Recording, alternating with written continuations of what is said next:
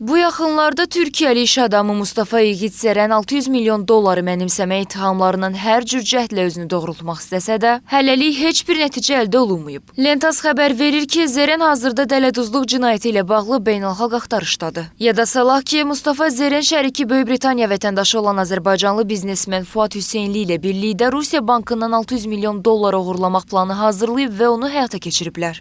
Əvvəlcə bank Rus neft treyderi ilə xarici alıcılar arasında bağlanmış sövdələşmədə kreditor kimi çıxış edib və bu əməliyyatın qanuniliyini təmin etmək üçün vasitəçi kimi Zərənin maliyyə xidmətləri tələb olunurdu. Amma Mustafa və Fuad namizədlər zəncirindən istifadə edərək pulu öz hesabına köçürüblər. Fırıldaqçılıq sxemi nəticəsində sıravi müsahib Mustafa Zərən və onun az sanılan Zərən qrupu çoxsaylı bahalı aktivlərin, o cümlədən Türkiyənin ən böyük yanacaq holdingi Alpetin sahibi olub. Fuad hələ yeni aktivlərini nümayiş etdirmir. O, 2024-cü ildə Azərbaycan Beynəlxalq Bankından 4,3 milyon dollar və 233 milyon rubl oğurlanması nəticəsində vurduğu ziyanı tam ödəməklə yalnız Moskvada həbsdən azad edilib. Zərən hazırda dələduzluq cinayəti ilə bağlı beynəlxalq axtarışdadır. Qeyd edək ki, Rusiya bankından 600 milyon dollar mənimsənilməsi işi üzrə Fuad Hüseynlinin digər şəriki Taras Kozaka cinayət işi açılıb.